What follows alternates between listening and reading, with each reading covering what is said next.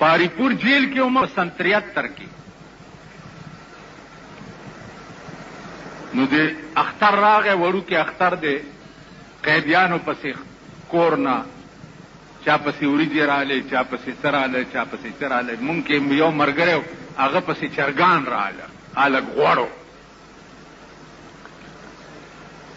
چې چرګان رااله نو سحر زه د هغې بارک ته ورغلم چې ورغلم نو یو چرګ اوس بانګ ته ځان جوړی بانګ ته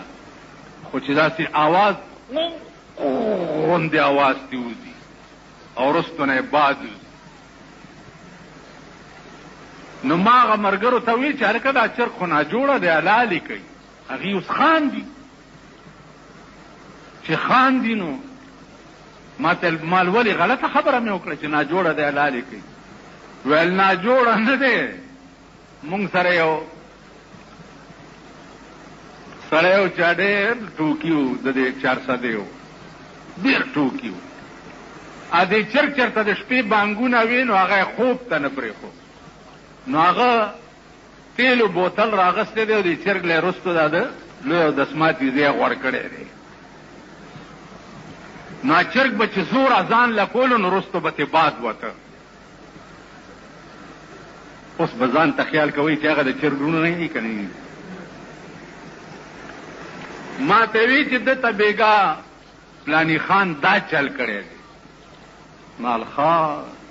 په خندا مې ځان مړ کو بس ترې راووت سړی ما پسې بارک ته راغی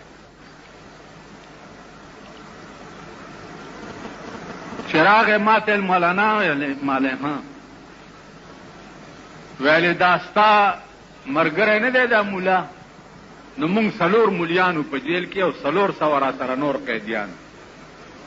نو مونږه تقسیم کړو چې یو به اذان کوي یو به اقامت کوي یو به امامت کوي د جمعې مونځ یې ما ته حواله کړو چې جمعې مونځ به ته ورکړې ویل مونږ مازدیګر کې د چمن ته راوځو هسې سیل کوو پام غلطو چې ګورو دا ملا به په بانګونو شروع شي ده سره مې چا د چرګ کار نه کړی پرېږدمی نه دې ملا سره ما سړی توب زده کړه ویل والله کې پرېږده یا ورته ووایه چې مونږ ناست یو نو بانګ مه وایه اوس بانګ به څنګه نه وایي هلکه د مانځه ټایم چې راشي نو بانګ به نه وایي ماښام ټایم دی او مازدیګر کې مونږ ټول ناست یو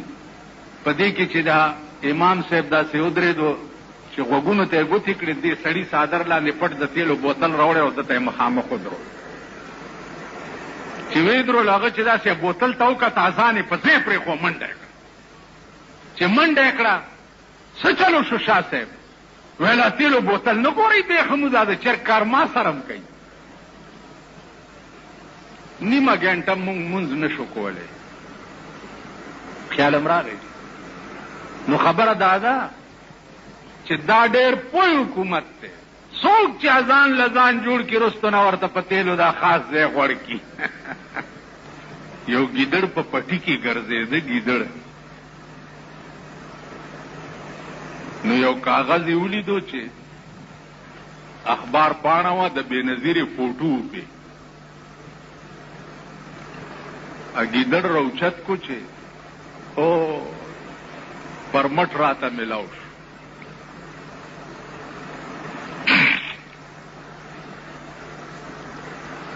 ټول ګیدړان را جمع کړه ویلې پرمټ راته ملاو شو چې ګیدړان هر څومره چرګان وخوري څوک به ورته غږ سپي به ورته غږ نشي کولی ګیدړانو ویل ها ویل او دا وګورئ دا پرمټ په هغې واقع د وزیر اعظم فوټو ویل راځئ د پلاني کلي کې چرګان ډېر دي چې په کلي ورغلي دي په چرګانو باندې دا کلي سپي ورپسې شوي چې سپي ورپسې شوي چا ګیدړ نه یې غوږ خوړلی دی او چا نه یې لکۍ خوړلې ده او چا نه یې خپې خوړلې دي او ګیدړانو منډې کړې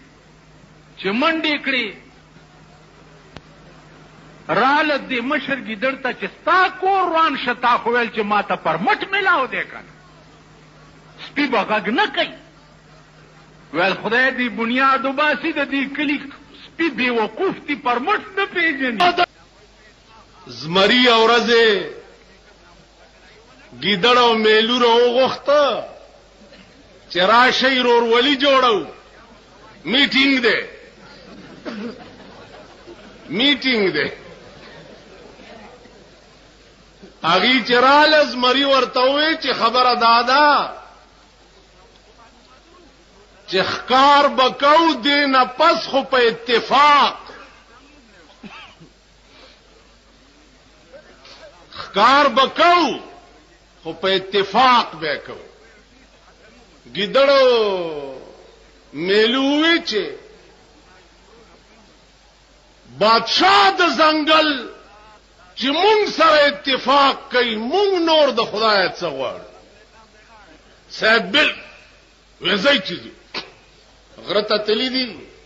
یو خرواله ده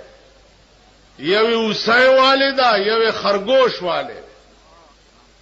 چې ښکار راوړو زمری ورته وي چې زه خو بادشاہم د زنګل مشرم او میلو ته تقسیم کا هغه ورته الامر اوضح خبر اخلاص ده خبر صفا ده دا خرستاشو تم غټي دا خرم غټ دا ستاش او دا وسه زما عمر ده نو دا زما شو او دا ګیدړم وړو کې ده او دا خرګوشم وړو کې ده نو دا د شو زمری چې یو سپېړه ورکه میلونه بوټي سترګي وېست اخو پرېده چې د ځان په ویر اخته ده د ګیدړ ته ته تقسیم وکا زر کو هغه چې خبر اخلاص ده دا خر به وسو خوري دا وسه به غرمیله خوري